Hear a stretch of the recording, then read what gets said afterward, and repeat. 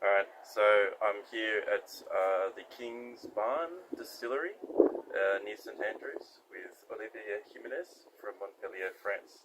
Thanks for joining us. Thank you for inviting me. So we're here to talk about a paper you just published in MEE, an applications paper. Yep. So you've got a new software package. Yeah, it's called R2ucare. It's to do a goodness of fit test for capture-recapture models. So R2ucare. Yeah, R2ucare. Okay. It's a long story, but yeah, to make it short, we have a software that runs in Windows, and we had this idea to translate everything in R to benefit from the R environment and everything, like all the packages and the visualization tools. Sorry, I can't hear. Yeah, okay. So it was to benefit from everything you can have from the R environment. So that's why we decided to translate everything in R. Okay. So it's called ucare. I'm just wondering why ucare. So ucare was for utilities for capture-recapture models, as far as I remember. Yeah. Okay. Okay, and so what are the main things that the package does? So basically what we do is we evaluate the fit of capture-recapture models. Those models allow you to estimate survival, transition between states like disease states, so with application in disease ecology or breeding states, with application to study life history trade-offs or stuff like that.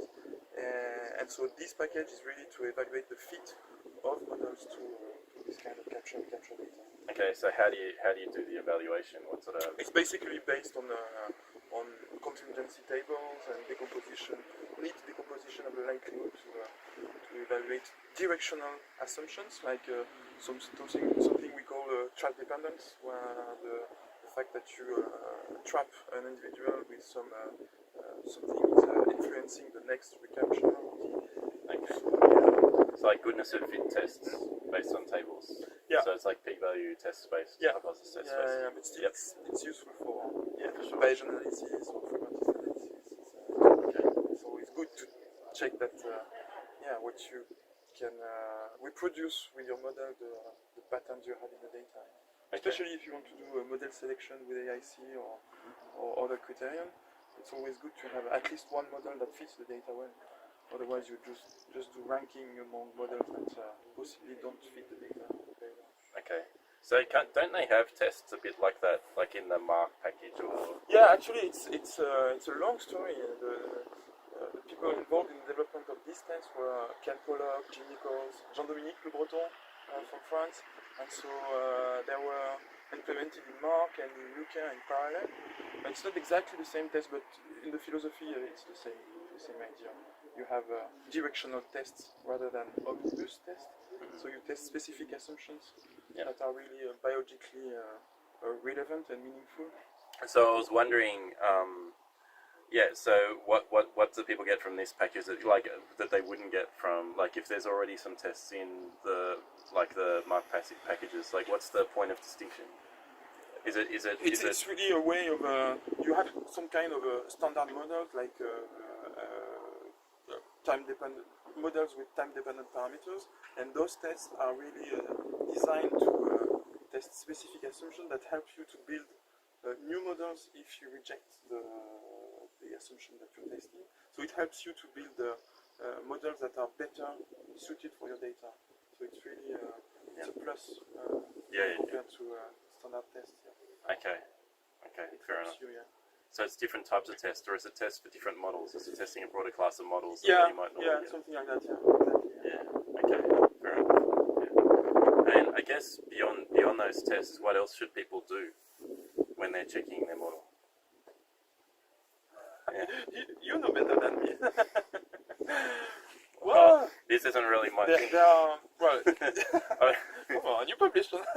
But the thing is that with this test, we test for specific assumptions, but there are other assumptions that we're not able to assess with this kind of test. So, I mean, simulations are a good way to maybe check that your model is appropriate with what you want it to do, But okay, so simulating and seeing if your data fall within the range of the simulated ones in some way. Yeah. Like on some statistic or on some graph. Yeah, some graphs. Yeah. So I'm not really into that, but I've heard about those residual plot statistics to check the assumptions. That might be helpful. Yeah, that's probably one avenue we will explore in the future. But at the moment, well, that's my first package, so it's kind of a new thing, and I'm really new into it. But there are many resources on the web to build packages, and really I encourage anyone to. Yeah, that's right. If you want to build a package, it's the right time.